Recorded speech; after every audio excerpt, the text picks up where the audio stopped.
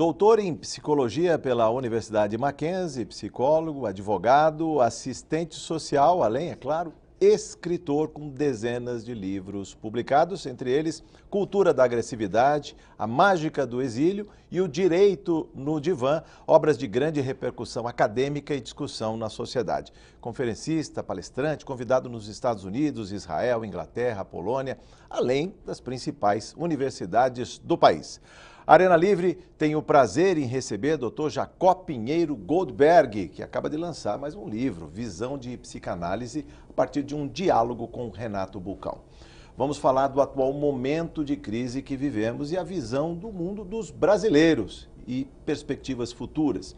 Comigo na bancada, o deputado Coronel Camilo, do PSD. Muito bem-vindo mais uma vez a esta bancada do Arena Livre, deputado. Uma satisfação.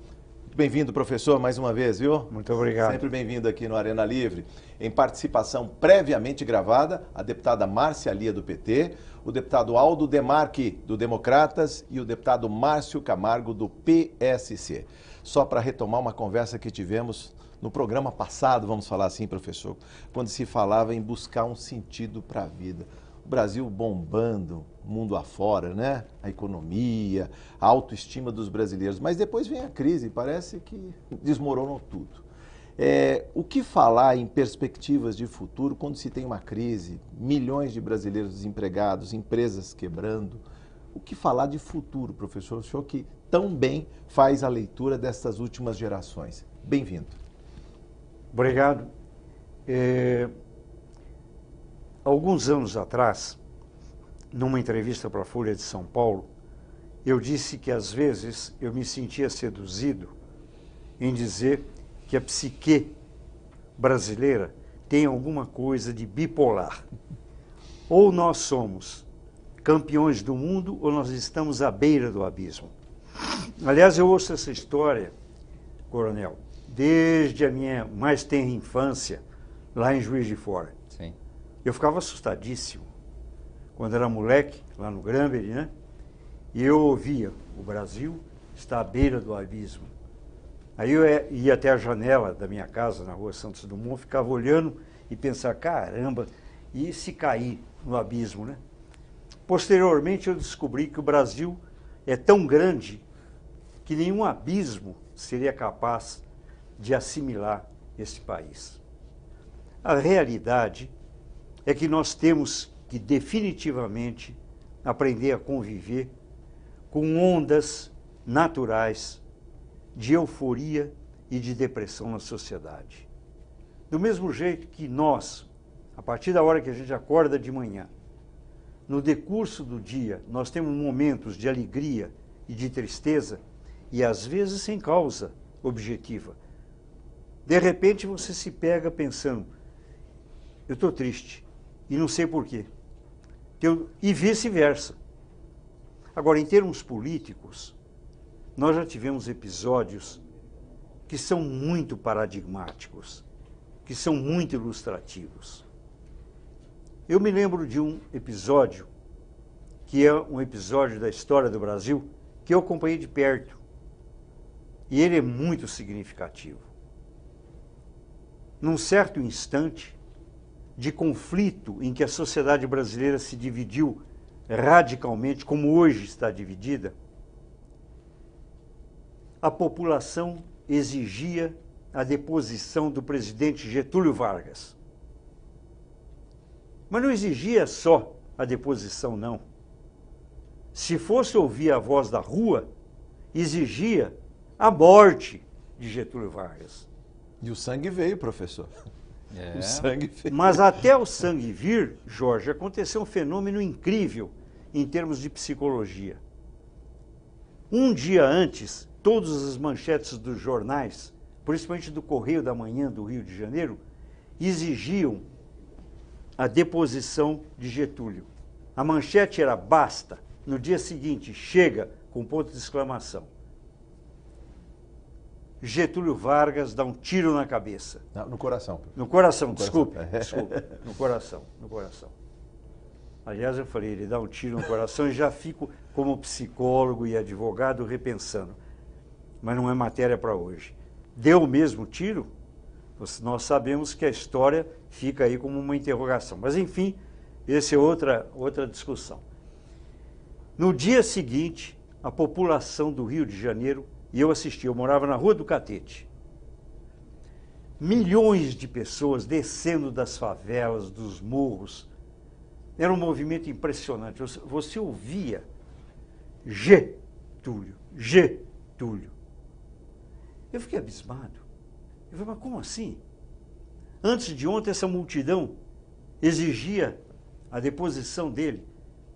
Ele dá um tiro no coração, deixa um bilhete, morro para entrar na história, e o povo aclama e pede e resgata e leva Jango, o herdeiro político dele, ao poder. Então, essa é uma lição que ficou para mim, enquanto psicólogo, para o resto da vida. É a questão da imagem. Como ela é transitória. Aliás, tem aquela frase que era sempre repetida pelo meu amigo Leonel Brizola, de que a política é como nuvem. O tempo todo ela muda, né? Quando alguém chegava para ele e dizia, não, mas a situação, ele dizia, mas isso muda. Para o bem e para o mal. Muda mesmo, né, professor? De uma hora para outra. Deputado Coronel Colocar um Camilo. pouquinho mais de sal nessa conversa aí. Na Polícia Militar a gente vê muito isso, né? Os policiais militares, num determinado momento, eles estão no céu. Eles socorrem uma pessoa, o bombeiro fez um bom resgate, um refém foi libertado de um cativeiro e a polícia está no céu. No momento seguinte, e às vezes não é nem de um dia para o outro, isso às vezes acontece no mesmo dia, os policiais, os mesmos policiais que salvam, que protegem, vão direto para o inferno. Ou seja, já não está tudo errado, todo mundo vê. E isso é sintomático porque vendo na TV o que está acontecendo, aquele fato naquele momento, as pessoas onde estão, né, olham para o policial do seu lado como se fosse aquele que apareceu na TV. E mais uma pergunta, professor, também nessa linha, né? As redes sociais, elas vamos dizer assim, elas deram uma engrandecida nessa forma de ver o mundo. Enquanto demorava um pouquinho a notícia, eu acho que as pessoas tinham um pouco mais de tempo para pensar. Hoje não. Hoje aconteceu o fato, está sendo mostrado em tempo real na TV, as redes sociais passam aí de telefone para telefone, cada um incrementando um pouquinho, seja para o lado positivo, aumentando né, mais um ponto, seja para o lado negativo, né, fazendo um pouquinho mais colocando um pouquinho mais da sua opinião, sempre negativa, né, e parece que o mundo vai acabar naquele momento, né? E para a Polícia Militar isso é muito difícil, né? Eu comandei a PM, a gente tinha muitos momentos de entrar até na rede de rádio, né, do estado inteiro, colocar uma mensagem do comandante-geral para dizer para todos, olha, isso é um momento, isso é uma fase, isso está passando, vamos continuar com o nosso profissionalismo, com dedicação. Desmentindo a boataria? Desmentindo, às vezes a boataria, às vezes é uma coisa que não aconteceu e isso acabou circulando, né? Esse boato pegou... Mas eu vejo assim, eu vejo que nós vivemos um momento, e por favor me corrija se eu estou errado, de um extremo a outro com muita facilidade, só que isso ganhou uma proporção além do normal por causa das redes sociais. O processo todo da internet, deputado, sem dúvida nenhuma, ele inovou na questão da instantaneidade e da simultaneidade. Tudo acontece, como o senhor colocou, de imediato, sem tempo de reflexão, e tudo acontece simultaneamente. Quer dizer, um sujeito lá no Rio Grande do Sul, ele tosse, você ouve o ressoar da tosse dele no Amazonas. É exatamente assim. Esta é uma realidade absolutamente nova, que nós temos que aprender a digerir, porque ela é revolucionária. Ela é revolucionária. Nós vimos países inteiros assoberbados por revolução, por guerra, por causa da rede social. Em questão de minutos, multidões, não é? Eu me lembro lá no Egito, na praça, eu esqueci agora o nome da praça, mas ficou paradigmática, emblemática, né? A praça, que as pessoas iam, e mesmo aqui em São Paulo.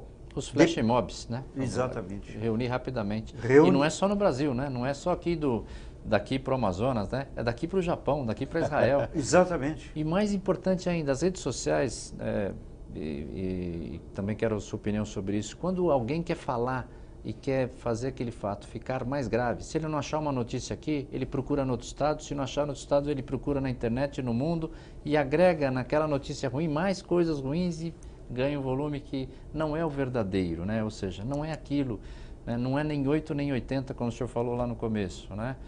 Então, como fazer frente a isso? Eu me lembro que alguns anos atrás, nas redações de jornais, eles costumavam fixar no mural uma frase famosa de um jornalista americano, cujo nome não me ocorre agora, mas que dizia basicamente o seguinte: se um cachorro morde um homem, não é notícia. Se um homem morde um cachorro, é notícia. Hoje eu diria que a rede social exige que o homem case com o cachorro. Quer dizer, o processo ficou de hipersensibilidade. É preciso escandalizar. Quer dizer, uma notícia razoável, de sensatez, ela absolutamente não encontra eco. O conceito de fofoca, você veja, na Idade Média, né? O sujeito que ia, o poeta, quem era o poeta na Idade Média, o compositor, o cantor, era o sujeito que ia de cidade em cidade cantando as notícias. A tradição de Shakespeare. O que era a novela, a ópera, o enredo? Era a história do sujeito que cometeu adultério com a prima do irmão e assim por diante. E aquilo causava excitação e enlevo. Agora você imagina isso multiplicado por centenas de milhares, e cada movimento passa a ter um sentido.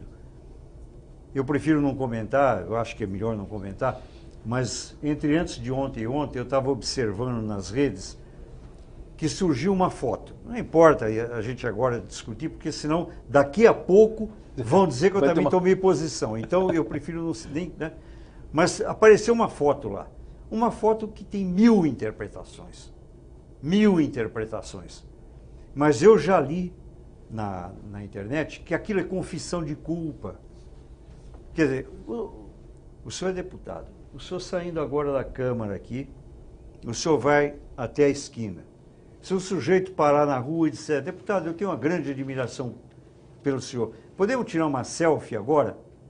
A não ser que o senhor seja um grosseiro, um agressivo, um arrogante, a sua tendência natural é dizer que sim.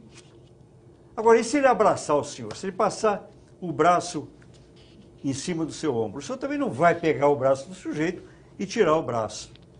Muito bom, amanhã o senhor está sujeito a que saia essa fotografia na rede. Sim. Coronel Camilo abraçado com o bandido tal. Esta é uma realidade da imagética contemporânea. Todos nós temos a nossa persona, quem nós somos, o que a gente faz, o que acontece e a versão. E entre a ética e a imagética, nós temos esse livro, né, professor? Explica aí. Esse trabalho aí, Jorge,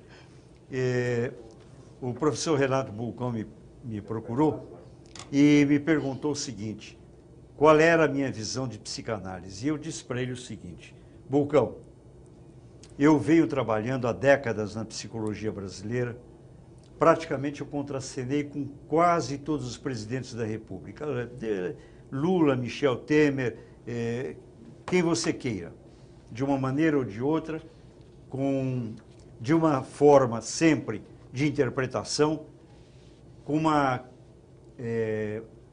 abertura natural para o psicanalista, que é a capacidade de ouvir e de tentar compreender. Por exemplo, eu acompanhei muito de perto uma campanha que, historicamente, na minha opinião, marca um momento decisivo da sociologia brasileira, que foi a campanha entre o presidente Jânio Quadros e o Marechal Lott. Não é?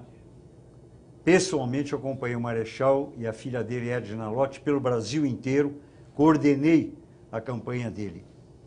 E fui amigo pessoal e acompanhei o presidente Jânio Quadros até os últimos dias, e a Dona Eloá. E é disso que eu falo muito nesse livro. No esporte, com Ayrton Senna, Vitor Belfort, Corinthians, enfim, eu estava dizendo para o Renato Bulcão, Renato, a psicologia brasileira não pode ser a psicologia de Viena. É outra escola, professor. Freud vivia numa temperatura geoeconômica fria. Sim. O Império Austro-Húngaro, aquilo é gelado, coronel. Nós aqui estamos pingando de suor o tempo todo. Nós temos aqui a Tropicália. Quer dizer, como é que é possível um sujeito... Em primeiro lugar, o divã não combina com o cenário brasileiro. Você pede para o sujeito, solicita ou sugere que ele vá para o divã, ele não quer ficar no divã, ele quer dançar. O brasileiro tem ginga. O austríaco, ele não sacode o corpo a não ser para marchar. E marchar em cima dos outros, não é? A história que não nos diz. A história diz isso. A história diz isso. Então, aquela psicologia tinha que ser revista. E eu creio que, humildemente, eu faço parte dessa revisão da tentativa de compreender o comportamento humano sob uma ótica não brasileira, mas mineira. Não mineira, mas de Juiz de Fora. Coisa bem do interiorzão do Brasil, perto do Grande Sertão Veredas. Esse espírito afro-indígena nosso, essa nossa caipiragem, que precisa parar de se deslumbrar com o mundo e se deslumbrar consigo próprio. Consigo próprio. Nós somos a potência do século XXI, Jorge. Essa crise que está aí não pode perdurar. Ela não tem base real. Tem, e não vai perdurar, professor. Não pode, não tem sentido. Professor, só também nessa linha, né? Eu uso muito uma expressão aqui, até em plenário, né? Porque sempre surgem especialistas de plantão, né? Sim. E a comparação é inevitável. Vai comparar o número de mortos, policiais mortos aqui com policiais mortos nos Estados Unidos, na Europa, né? Eu sempre uso a expressão, não posso comparar banana com laranja, né? Ou seja, eu tenho que ver a realidade daqui. Em termos policiais, isso é muito, vamos dizer assim, é muito díspare. Não dá para falar, as leis são diferentes, o treinamento é diferente, a cultura do povo é diferente, né? Então, acho que se encaixa muito no que o senhor está falando a respeito da psicologia. Ou seja, eu não posso trazer pronto de lá de fora. Eu devo avaliar as ideias, eu tenho as experiências, sem dúvida nenhuma, conhecer. Mas está faltando, não está faltando, né? Essa é uma questão. Para o povo brasileiro, um pouquinho de, sei lá, de olhar crítico no que vem de fora. Educação também. Entendeu? Vou dar um outro exemplo, hein? Trouxemos para cá na década de 98... Em 97 a polícia de São Paulo passou por um problema muito sério chamado favela naval. Em 98 trouxemos para cá grandes estudiosos da Holanda e eles vieram para cá porque lá a criminalidade é baixíssima e foram ensinar policiais, foi tentar criar um método de tiro aqui que era para tentar não ser letal. Diminuir a letalidade. Resultado, começamos a perder policiais um atrás do outro, porque o policial ficava tentando acertar o braço enquanto o infrator atirava no peito do policial. Então, esse trazer pronto é muito ruim, né? Volto àquela questão inicial, né? Como fazer para a gente mudar, para que o nosso pessoal seja mais crítico, para que não aceite tudo, né? Ele não olha nem a fonte do que está recebendo nas redes sociais. Olhando, às vezes, a fonte, não vê a tendência. E o que é pior, aceita muita coisa que vem como verdadeiro, né? Sem saber, sem questionar, sem... né? Ele mesmo, depois de um certo tempo, se for ler a mesma notícia, já vai ver que aquilo não poderia ser verdadeiro, por exemplo, né? Então, eu acho que nós estamos num momento difícil aí com relação às redes, né? Precisamos achar uma forma de tratar isso. Eu acredito que a gente pode pensar numa espécie de decodificação do pessimismo. O pessimismo costuma ter causas em frustração. Por exemplo, quando você coloca a frustração pessoal, porque, de certa maneira, todo ser humano é frustrado. Todos nós somos frustrados. Cada um na sua realidade, mas ninguém atinge o ideal que a gente gostaria. Eu não sou bonito como eu gostaria de ser, inteligente rico, jovem, forte. Quer dizer, cada um de nós tem suas limitações. E o país também tem.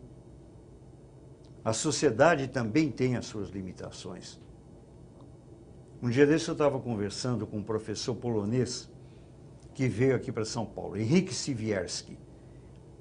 Ele é um grande erudito. Ele, inclusive, traduziu para o polonês um livro meu, Mágica do Exílio. Ele hoje é professor na Universidade de Brasília. Nós estávamos conversando e ele foi até a varanda do hotel em que ele estava hospedado e ficou olhando. Eu disse, ô Henrique, você está olhando o quê? Ele falou, Jaco, eu estou olhando essa maravilha que é São Paulo. Esse homem conhece o mundo inteiro. Ele viaja dia e noite. Eu fiquei olhando para ele e falei, meu Deus do céu, eu só ouço reclamação em relação a São Paulo. Cidade violenta, cidade poluída, suja, povo agressivo, coisa e tal. Agora o Henrique, que é um cosmopolita, um homem do grande mundo, eu falei, mas Henrique, você está de brincadeira comigo? Você está irônico? Ele falou, não, que cidade incrível. Olha como essa cidade vibra, como essa cidade tem vida. Eu passei a olhar com uma outra ótica. Nós temos que enxergar esse país extraordinário. Eu tenho viajado pouco, mas às vezes a gente viaja um pouquinho que seja. Eu estava em Dakar, no Senegal, e fui recebido lá por uma comitiva de professores da universidade. E um deles chegou para mim e disse, mas que coisa incrível esse país seu, né, Pelé? Eu olhei para o sujeito e falei, mas peraí, eu branco desse jeito, o sujeito me chama de Pelé? Eu olhei para o camarada, ele deu um sorriso e falou, vocês são o povo mais negro do mundo. Aquilo me comoveu, aquilo me comoveu. Nós nem isso sabemos, caramba, nem isso nós temos consciência. Foi uma das razões de eu ter escrito esse livro. Eu disse, como é possível falar em psicologia do brasileiro sem falar nas raízes afro-indígenas nossas? Ficar só citando pensador francês, mas e essa riqueza incrível do sincretismo religioso desse país? Aqui o sujeito é católico, mas ele vai e incorpora num terreiro espírita e se sente à vontade. Também vai a Seixonoye, também vai a outra. Exatamente. Mas, professor, sobre a questão das redes sociais, eu queria que o senhor ouvisse atentamente a pergunta da deputada Márcia Lia, do PT. Ela fala exatamente desse clima de fla-flu, aquele inimigo que se percebe do outro lado da tela do computador, do celular, né? Vamos à pergunta da deputada Márcia Lia. Professor Goldberg, nós estamos aqui na Assembleia Legislativa e nós estamos vivenciando os momentos trágicos aqui no nosso país, onde a gente vê muito retrocesso nos últimos meses, iria mais precisamente nos últimos 6 meses, né, onde a gente percebe que um país que era a 8ª economia do mundo, hoje ele está desabando em investimentos, o desemprego cresce, né, a crise institucional, a crise política, a crise econômica, tudo isso tem gerado um clima de muita insegurança nas pessoas, tem feito com que as pessoas se olhem umas às outras com raiva, com ódio, né? Parece que virou uma coisa da disputa de classes e da disputa da direita com a esquerda, né? O que a gente poderia fazer, professor, diante aí da toda a tua experiência, para a gente começar a enfrentar todos esses problemas advindos do golpe de Estado que sofreu o nosso país? Bom, deputada, o que eu gostaria de dizer é o seguinte, a síndrome do fratricídio é uma realidade humana. Infelizmente, nós somos o legado e a herança de Caim que matou Abel.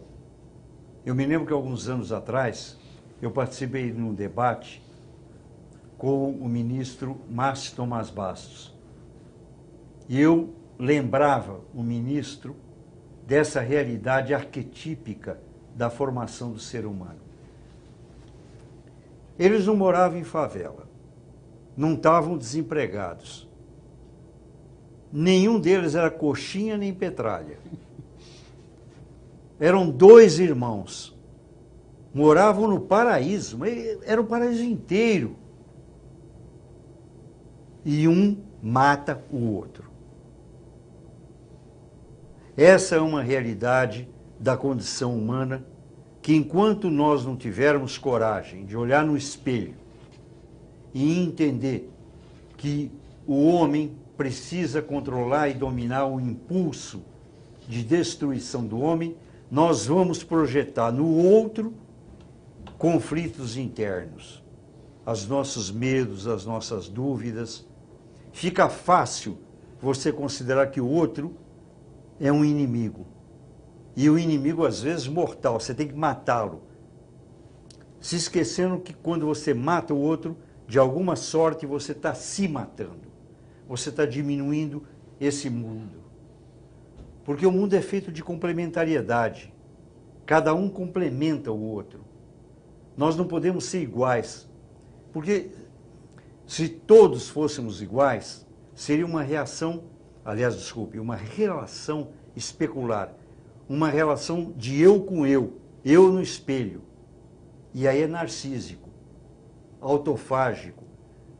A criatividade está na diferença, nas diferenças, na possibilidade da discussão, do conflito, do diálogo. Uma nação se faz com posições contrastantes, mas não obrigatoriamente com o inimigo que você tem que odiar, mas com uma pessoa, com um ser humano como você, que tem dor de cabeça, que tem medo, que tem mãe, que tem filho e que tem que ser compreendido.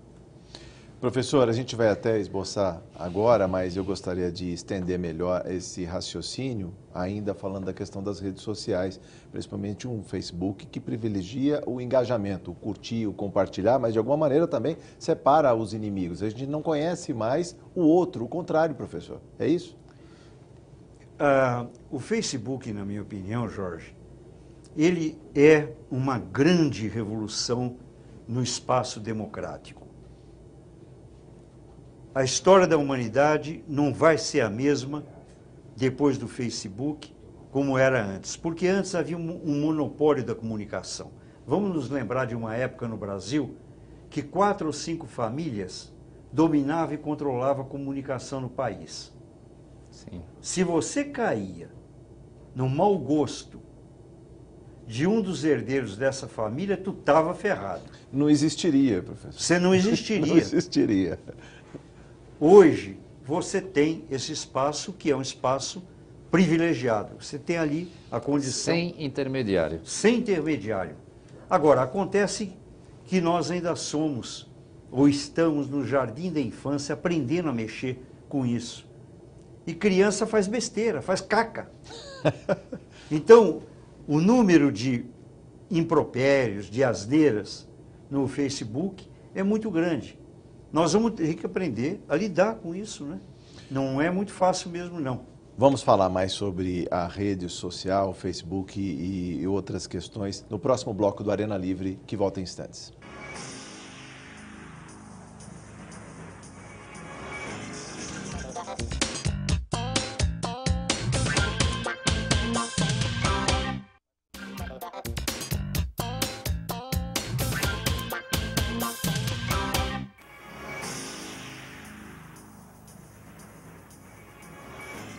Estamos de volta no Arena Livre com o Dr. Jacó Pinheiro Goldberg, que é advogado, psicólogo, professor, escritor. Eu gostaria que o senhor falasse, e no bloco anterior falávamos sobre as redes sociais, o efeito, professor. E justamente toca hoje essa, parece que, necessidade de diversão, esse playground eletrônico. As pessoas estão teclando, andando, estão comendo e ali brincando no celular, estão dirigindo, né? Falávamos do risco aqui de acidentes, inclusive, estão ali o tempo todo consumindo brincadeiras. Acho que muita coisa séria sequer é passada. O telefone, para falar pessoalmente, poucos usam. Agora é tudo na mensagem, tudo ali instantâneo, professor. Fale um pouco sobre o risco disso, inclusive para a geração, né, mais adulta, não essas que aprendem brincando no celular. Você colocou muito bem quando você falou em brincadeira. Nós estamos vivendo, através da rede virtual, uma sedução muito grande de onipotência. Você tem uma sensação de poder extraordinário. Sim. Porque você sabe que quando você está teclando, você tem um grupo sempre pronto, disposto a assimilar aquilo. Isso te dá uma sensação de força. Sempre pronto para te ouvir. Sempre pronto para te ouvir. A sua colocação é ótima, coronel. Eu me lembro que, alguns anos atrás, o grande pintor espanhol Salvador Dalí, ele desceu no aeroporto em Paris. E ele era um homem de performance, né? E ele desceu com uma orelha de papelão de 3 metros. Os jornalistas vieram correndo, tiraram foto e disseram: mas, mestre, o que significa isso? E diz: aí está a resposta para os problemas do mundo. Todo mundo quer ser ouvido. Essa é uma realidade. Nós saímos da sociedade, da multidão e do anonimato, para a sociedade do mundo virtual. Até alguns anos atrás, as pessoas vieram do campo para a metrópole e elas se sentiam perdidas. Você não conhecia teu vizinho do mesmo andar, você era um solitário. Diferentemente do interior, onde você conhecia todo mundo. Havia a rede, para usar a expressão, de relacionamento que te dava um suporte emocional. Mesmo quando você era pobre, eu me lembro em Juiz de Fora, você sabe que essa experiência de mendigo de rua, creia ou não o telespectador, não é da minha infância. Porque ninguém chegava ao extremo de ter que pedir esmola, porque sempre tinha um vizinho que o sujeito ia lá e comia, almoçava. Arrumava um quartinho em algum lugar. Exatamente. Algum lugar para ele ficar, a casa do primo do cunhado e assim por diante. Na metrópole, não. Isso desapareceu. A rede virtual criou um universo de afeto e de desafetos, ou seja, de emoções muito fortes, emprestando uma importância e um significado para a vida de cada um.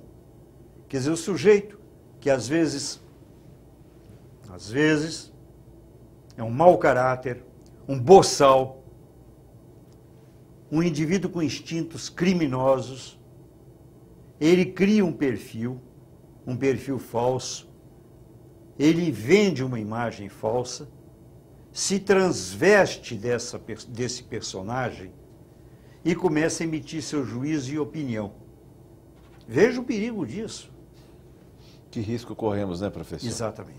Pois é, eu gostaria que o senhor ouvisse também a manifestação do deputado Aldo Demarchi. Ele, inclusive, cita recentemente, professor, um problema que teve no centro de São Paulo, aquela turba fechando um carro, ou seja, a questão também da autoridade, de uma pessoa que é o representante de uma parcela da população. Gostaria de ouvir agora o deputado Aldo Demarchi, do Democratas. Vamos ouvir. Professor, eu admiro tanto, inclusive por uma obra que o senhor escreveu, Direito no Divã, e que me dá a liberdade e também a intuição de saber o que o senhor pensa da atual conjuntura e política, né, com a crise institucional que nós vivemos hoje, aonde o cidadão acaba muitas vezes confundindo e levando todos os políticos para a mesma vala, para a vala comum, e nós sabemos perfeitamente que não é bem assim.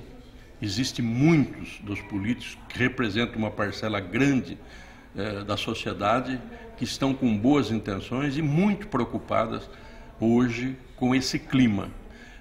Como o senhor vê a saída, vamos dizer, para que o cidadão entenda que, enfim, tem alguém que representa e que as instituições têm que ser preservadas? Os seus membros, componentes, passam, as instituições ficam. E o que garante a nossa democracia mesmo são as instituições. Como que o senhor vê, para que aquele que está nos assistindo agora saiba como tratar esse assunto, não fazendo essa pluralização de que todos os políticos não prestam? Bom, em primeiro lugar, eu gostaria de agradecer ao deputado a referência que ele fez, muito generosa ao meu livro, Direito no Divã. e respondeu o seguinte: o político, ele tem a sua imagem associada à entidade paterna, o chamado superego, porque a imagem do político, ela é também a imagem daquele que representa o poder em termos de moderação na sociedade. É aquele que faz a intermediação e o equilíbrio entre o direito e a força. É esta a função do político. Caracteristicamente, sem a mediação do político, as relações entre as pessoas se transformariam em selvagens. Tanto é que no folclore é muito comum a pessoa virar e dizer: o que você acha do fulano de tal? O sujeito responde: ele é muito político. E aí vai um elogio e uma crítica. A crítica qual é? Que ele não é muito definido. Mas será que é preciso realmente, na vida, você ser maniqueísta? Ou é preto ou é branco? Será que não existem muitas cores no rol da verdade? Quem trabalha com o direito sabe que se você ouve 5 testemunhas de um fato, você ouve 5 versões fidedignas. Não estão mentindo. É a maneira de ver, de sentir, de percepção sensorial que é diferente. O político tem que ter essa capacidade, essa competência. Até algumas semanas atrás, quando o presidente Michel Temer foi assumir a presidência, nós tivemos uma longa conversa de amigos, não é? Nós havíamos nos conhecido no Congresso Brasileiro de Direito Constitucional em Belo Horizonte, e faz 35 anos que a gente mantém esse relacionamento de amizade. E naquele instante eu tive a ocasião de comentar com o então vice-presidente da República, que estava assumindo a presidência da República. O quanto é que, na minha opinião, essa escola mineira de política, que nós sabemos que é uma escola tradicional de importância, sempre foi muito ironizada, considerada até covarde. Eu me lembro que, num certo momento da história do Brasil, um jornalista perguntou para um governador de Minas: mas, governador, afinal de contas, nesse momento em que o Brasil está dividido, e Minas? E Minas, governador? Com quem está Minas? O governador virou e disse: Minas? Minas? Minas está onde sempre esteve. Ora, aparentemente uma resposta covarde ou ambígua, mas ela pode ser interpretada de uma outra maneira. Uma maneira mais respeitante à natureza, porque a natureza, ela foge dos extremos. Ela procura a conciliação. A conciliação, o extremo é a brutalidade, a violência e a morte. Porque o centro é o ideal, ela é pendular, a gente está sempre na falta ou no excesso. Exatamente. E aí passamos pelo ideal, né? Passamos pelo ideal, sem vê-lo às vezes. Né? Exatamente. Deputado Coronel Camilo. Bom, eu queria voltar um pouquinho só naquela questão das redes sociais, mais um pouquinho. O senhor falou lá que o Facebook é uma forma diferente agora de as pessoas terem, eu também concordo, ter sempre ouvidos, né? Mas eu vejo, não sei, pode ser até que eu esteja numa análise não muito correta, mas a partir do momento que eu vou curtindo determinadas pessoas, essas pessoas passam a fazer parte do meu grupo. E essas pessoas que estão fazendo parte do mesmo grupo são aquelas pessoas que gostam daquilo que é falado naquele grupo. Então, de certa maneira, a rede social, nós precisamos encontrar uma outra forma também, porque eu deixo de ouvir, muitas vezes, posições contrárias à minha. Quando eu escuto uma posição contrária a ela, eu deleto, rapaz, pronto, eu estou resolvendo o problema. E na vida real isso não é assim, né? Eu tenho que aprender a conviver, eu aprendo também com aqueles que estão me criticando, né? Isso é um problema que eu vejo aí, né? Especificamente do Facebook, né? Diferente um pouquinho do WhatsApp, que o WhatsApp é mais difícil, né? Às vezes as pessoas não concordam, saem do grupo, tudo, mas é menos controlado, né? Facebook, pelo que a gente percebe, eles te jogam sempre as coisas e as pessoas que você curte, aquelas que você dá mais atenção, né? Isso não daria um pouquinho de alienação, né, ao que está acontecendo?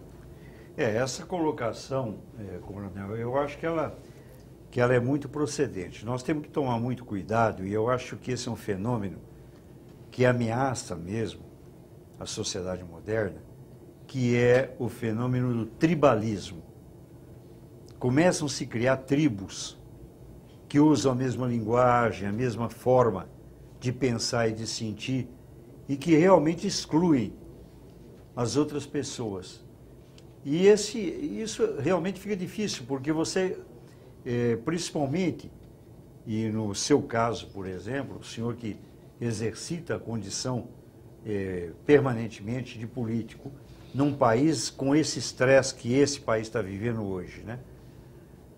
Fica complicado exercitar esse papel de intermediário entre as posições que precisam convergir.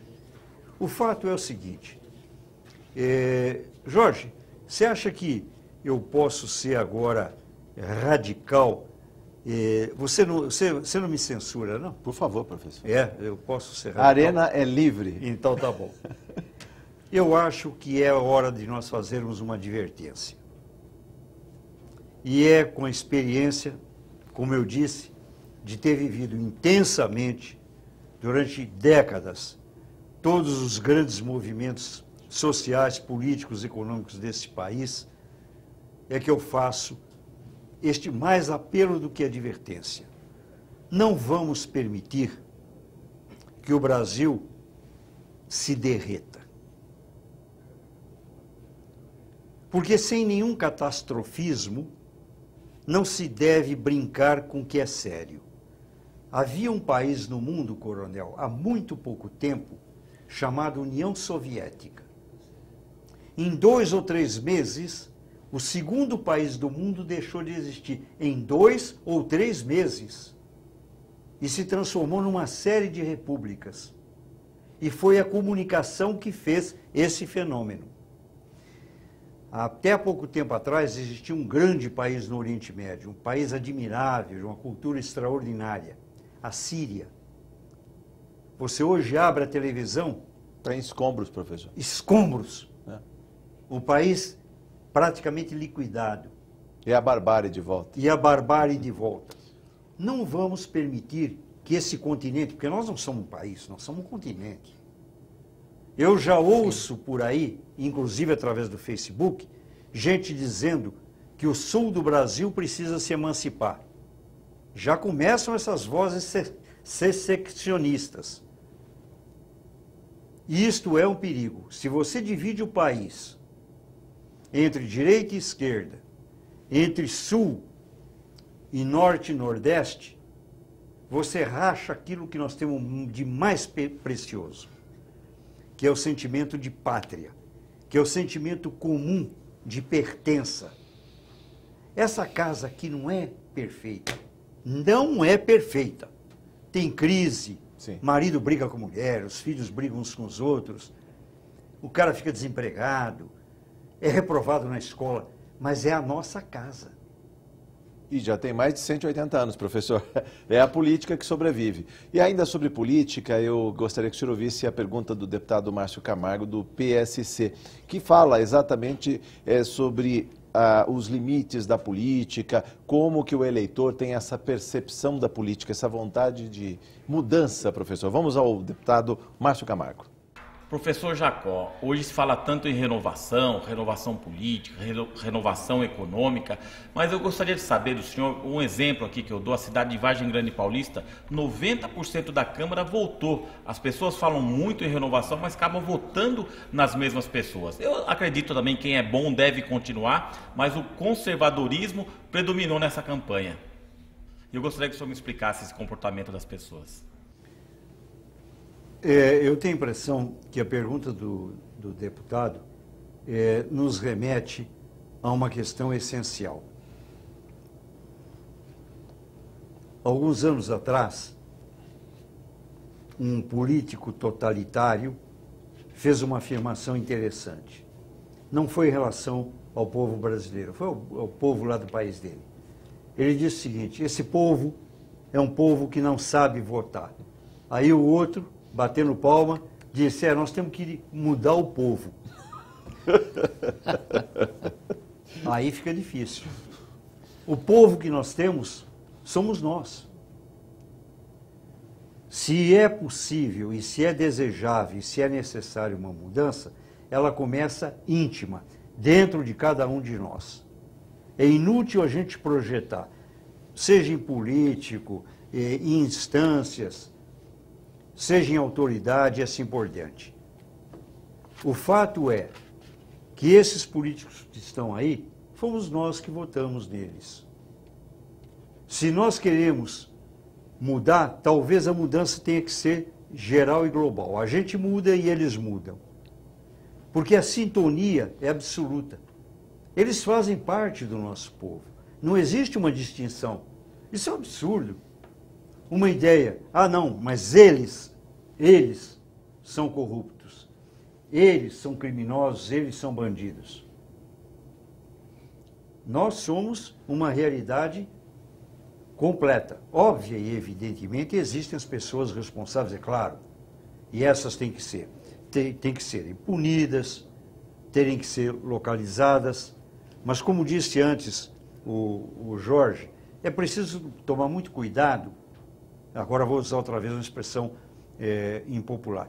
Coronel, ainda bem que eu não sou candidato. Você imagina, se eu fosse candidato, eu acho que eu não teria o voto nem da minha família.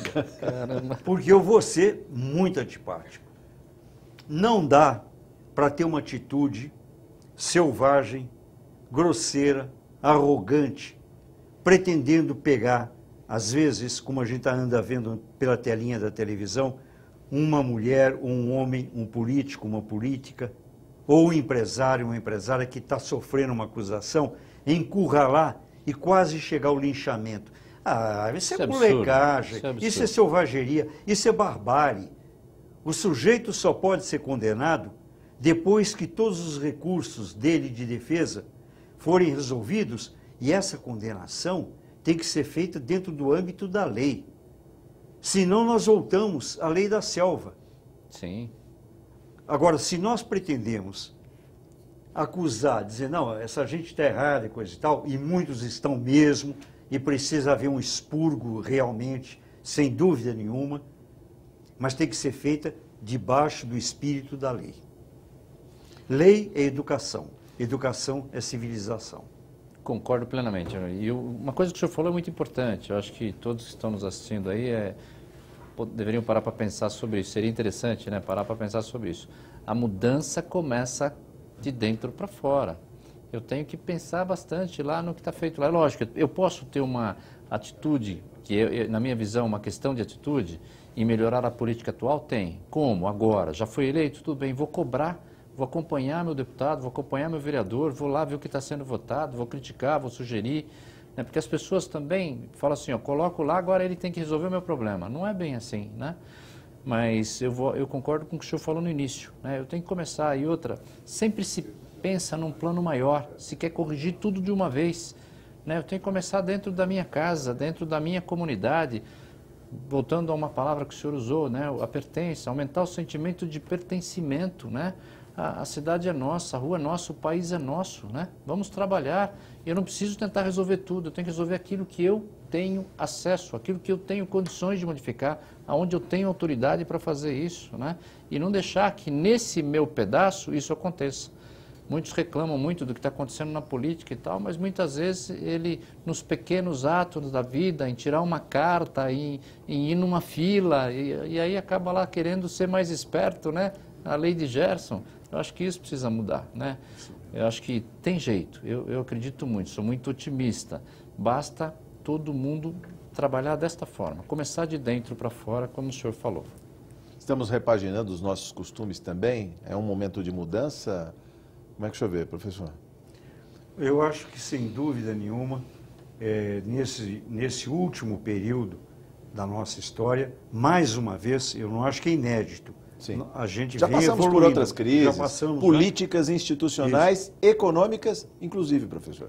Aliás, agora eu fiquei pensando aqui com meus botões, enquanto o coronel falava, eu fiquei pensando com meus botões, caramba, alguns minutos atrás eu disse que sou amigo do presidente Michel Temer há mais de 30 anos. Aí fiquei pensando, bom, agora eu chego, saio daqui, ligo o celular, o que eu vou ouvir de xingamento, insulto, impropério, então eu preciso deixar claro, mas também sou amigo do presidente Luiz Inácio Lula da Silva, que me deu um beijo no rosto numa entrevista no programa da Silvia Popovic. Quer dizer, eu acho que eu tenho poucas qualidades, mas essa virtude eu tenho. De fazer eu amigos? Guardei de Minas Gerais.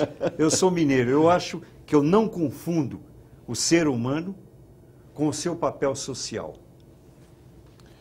Professor, nós só temos poucos minutos para o encerramento desta conversa, mas eu pensei aqui no seu livro, não tive tempo, não tive oportunidade de lê-lo, mas quando o senhor fala no terceiro diálogo sobre a questão dos pobres, que sofrem mais, a gente parece que há um tempo atrás exercitou o direito ao consumo, ao crédito fácil, a adquirir bens. Mas parece que não teve muita responsabilidade, tanto é que a inadimplência cresceu absurdamente. E agora nos vemos privados de consumir esses mesmos bens. Seja por falta de dinheiro agora, seja por falta de perspectiva de dinheiro futuro. Como conciliar esses interesses do imediatismo de uma sociedade consumista e a poupança futura que vai nos garantir um futuro melhor? Bom, aí isso é quase uma provocação, não é uma pergunta, né?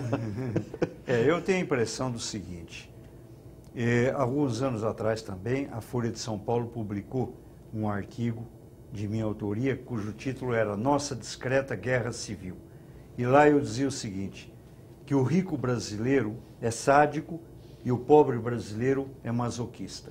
O rico brasileiro vai ter que aprender a dividir as suas fortunas absurdamente desproporcionais à realidade brasileira. O rico brasileiro é um dos ricos mais escandalosos do mundo inteiro. Porque ostenta, o rico professor? Americano ostenta e se apropria. O rico norte-americano divide, faz doações, nós sabemos disso, doações pesadas, nós não temos essa tradição. Principalmente em educação, universidade. Educação e assim por diante. Então o rico brasileiro vai ter que aprender a contribuir mais para a sociedade. E, na minha opinião, o pobre brasileiro vai ter que aprender, e está aprendendo, a reivindicar. Mas reivindicar seriamente, firmemente, dentro do sistema democrático. Eu me lembro que, quando o presidente Figueiredo estava no poder, o povo estava fazendo uma manifestação na praça dos Três Poderes, e ele reclamou E no dia seguinte a Folha de São Paulo publicou uma frase que eu enunciei. A frase que eu enunciei foi: enquanto a miséria estiver aviltante, o povo vai ficar na veia jugular da riqueza. É preciso sim ter essa humildade que, na minha opinião, permeabiliza todas as religiões, todas as filosofias e, finalmente, o mais íntimo da decência humana. Vamos dividir o pão, porque senão a casa não resiste. Suas considerações finais ou uma última e breve pergunta ao professor Jacó Pinheiro Goldberg? Eu só quero agradecer, né? Aprendi muito com o senhor aqui, parabéns aí pela forma de expor, pela clareza de trazer esses conceitos aí para nós todos, né, que estamos assistindo. E não tenho nenhuma questão específica, só agradecê-lo aí, e acho que o caminho é esse. O caminho é nós começarmos aumentando o pertencimento, aumentando a solidariedade, mexendo naquilo que é possível fazer, e onde nós erramos, colocamos políticos lá, acompanhar, tentar ajudar e tentar extrair o melhor daquelas pessoas que hoje estão lá, mesmo que talvez não sejam assim aquelas que nós gostaríamos que estivessem, mas já colocamos, vamos trabalhar com elas agora, tirar delas o melhor. E na próxima eleição mudar esse cenário. Professor, suas considerações finais, eu volto ao início da nossa conversa, que finalizou o programa anterior, exatamente, como no meio de tantos problemas, tantas dificuldades, buscar um futuro melhor, buscar um sentido na vida. O senhor lembra que nós falamos sobre isso, buscar um sentido na vida, principalmente para a juventude que anseia um futuro melhor, professor. Só temos 2 minutos, hein? Pois não. Eu ia dizer o seguinte, nós não somos o país do futuro, nós somos o país do presente. Pega o mapa mundi e desiste de fugir para Miami, desiste de ir embora. É aqui que nós vamos construir um grande país, uma grande pátria, com lugar e oportunidade para todos. Como disse o coronel, depende de cada um de nós. Fazemos um pequeno movimento de solidariedade e de compaixão. O futuro e o passado garantem isso. Muito bem. Você também participa deste Arena Livre com críticas, sugestões ou comentários pelo endereço eletrônico arenalivre@al.sp.gov.br. Professor, muito obrigado por seus esclarecimentos, viu? Volte mais vezes, uma aula, né? Aqui para a gente. Uma aula para nós todos. Muito Volte obrigado. mais vezes. Muito obrigado. Sucesso, Eu aprendi professor. muito com vocês. Sucesso com mais Obrigado. essa obra, né? A visão de psicanálise aqui, que é um diálogo com o Renato Bulcão. Muito obrigado também por sua presença, Eu que deputado agradeço. Coronel Camilo. Muito obrigado por sua audiência. Até o próximo Arena Livre. Eu espero você.